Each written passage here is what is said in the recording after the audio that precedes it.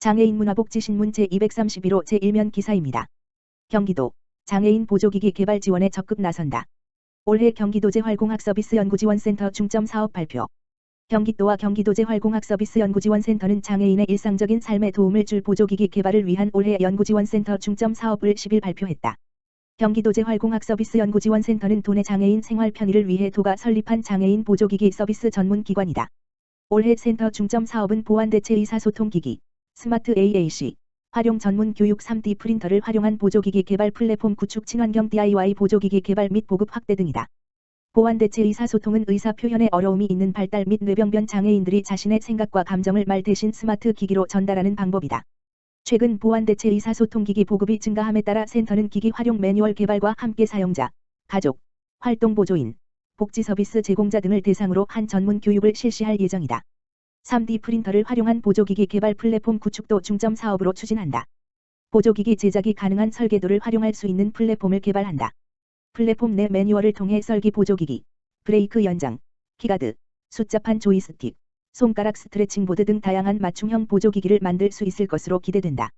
기존 보조기기의 주 소재였던 목재 대신 친환경 골판지를 활용한 DIY 보조기기를 개발, 보급하여 보조기기 가격을 낮추고 활용성을 높인다. 작년 개발을 마친 친환경 DIY 보조기기 2종, 자세유지 의자, 치료훈련용 보조기기, 은 도내 장애 아동과 복지기관의 보급을 확대한다. 도 관계자는 올해는 센터가 그동안 추진해온 사업을 발전시켜 나갈 중요한 해로 센터가 중점 사업을 잘 추진할 수 있도록 최선을 다해 지원하겠다고 말했다.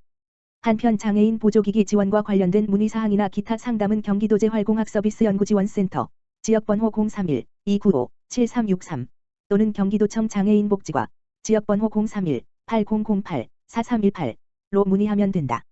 경기도, 음압형 이송장비 등 감염 방지 물품 긴급 확충. 경기도가 예비비와 재난관리기금을 긴급 투입해 음압형 이송장비 등 감염 방지 물품 구입을 적극 지원하며 코로나19의 소방대원 2차 감염과 지역사회 확산 방지에 총력을 기울이고 있다.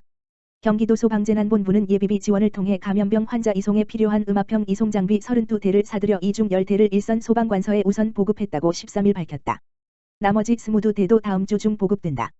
음압형 이송장비는 감염병, 의심, 환자를 이송할 때 감염성 물질이 외부로 유출되지 않도록 하는 장비다. 이로써 기존에 사용하던 10대에 32대를 더해 도내 35개 소방서에 42대의 음압형 이송장비를 갖추게 됐다. 이는 다른 시도와 비교해 전국 최고 수준이다. 도는 음압형 이송장비 도입을 위해 예비비 2억 5,344만 원, 대당 792만 원을 긴급 지원했다. 본부는 33대를 추가로 도입하기 위해 이번 한차 추경 예산안에 예산 편성을 요청할 계획이다.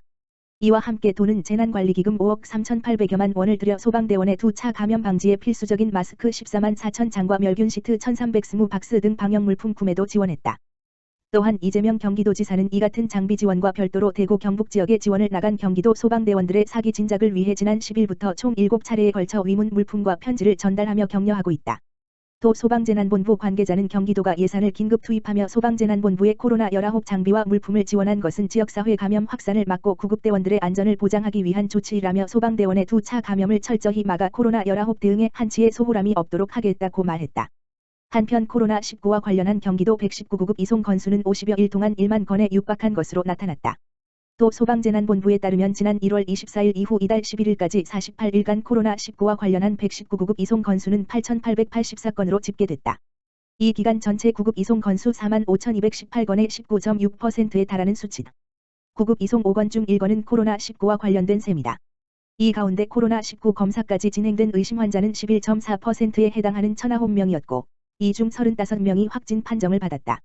이재정 교육감, 유은혜 부총리와 학교 코로나19 대응 현황 점검.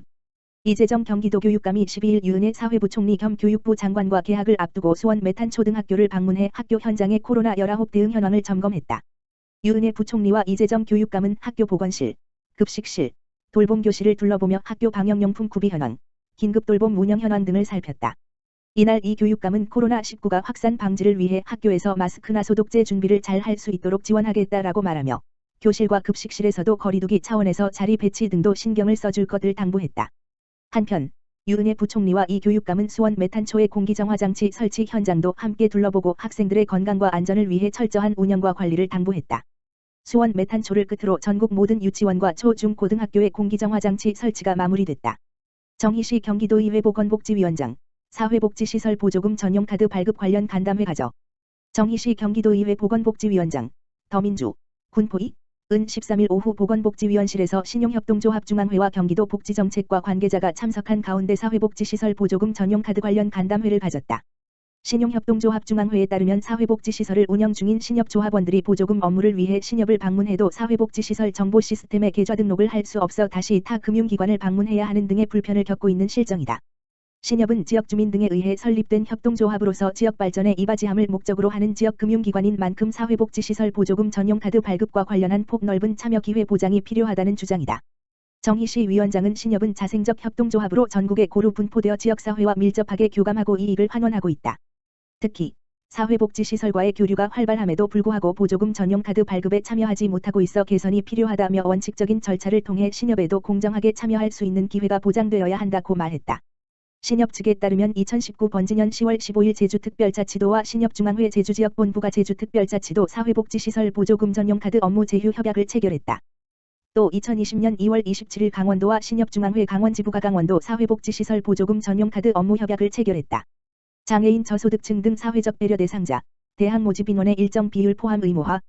교육부, 부총리 겸 교육부 장관 유은혜는 고등교육법 시행령 일부 개정령안은 3월 9일, 월부터 고등교육법과 학원의 설립 운영 및 과외교습에 관한 법률 일부 개정 법률안은 3월 12일, 목부터 40일간 입법 예고를 실시한다. 세 개 법령안은 입법 예고와 법제심사 등을 거친 후 일부 개정 법률안, 이건은 국회에 제출할 예정이며 고등교육법 시행령 일부 개정령안은 2020년 6월 11일부터 시행할 계획이다. 고등교육법 일부 개정 법률안의 주요 내용은 사회통합전형 운영 근거 신설, 법 제34조의 7, 과 퇴직 입학사정관 취업 제한 대상 확대, 법 제34조의 3, 이다. 우선 장애인 저소득층 등 차등적인 교육적 보상, 사회적 배려 대상자, 이 필요한 자를 모집 인원의 일정 비율 포함하도록 의무화하고 수도권 대학은 지역균형 발전을 목적으로 하는 전형의 모집 인원이 일정 비율 이상 되도록 권고하는 사회통합전형 운영 근거를 신설한다. 다음으로 학원에 한정하고 있는 퇴직 입학사정관 취업 제한 대상을 학원의 설립 운영 및 과외교습에 관한 법률에 따른 교습소 및 교외교습까지 확대하여 취업 제한의 실효성을 강화한다. 학원의 설립 운영 및 과외교습에 관한 법률 일부 개정 법률안의 주요 내용은 고등교육법상 퇴직 입학사정관의 취업 제한 규정이 있지만 위반에 대한 제재 규정이 없는 점을 고려해 퇴직 입학사정관 취업 제한 제재 근거를 신설한 것이다. 구체적으로는 입학사정관으로 퇴직 후 3년이 지나지 않은 사람은 학원 등록을 포함한 강사 교습자 및 개인 과외 교습자도 될 수 없도록 결격 사유로 규정하고 위반 시 벌칙을 부과하도록 정비한다.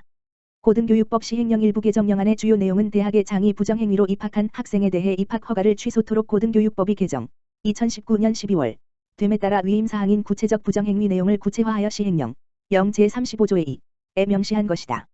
부정행위에 해당하는 내용은 위조 또는 변조하거나 거짓으로 작성된 자료를 제출하는 경우, 대학별 고사에 다른 사람을 대리로 응시하게 하는 경우, 그 밖에 대학에 입학할 학생을 선발하는 데 공정한 관리에 부당한 영향을 미치는 행위로서 학칙으로 정하는 경우이다. 교육부는 대학 입학 제도의 공정성과 사회적 책무성을 강화하기 위해 이번에 입법 예고한 관계 법령 정비뿐만 아니라 대입 전형 공정성 강화 방안 2019년 11월 28일 이 현장에서 안착할 수 있도록 적극적으로 지원할 계획이다.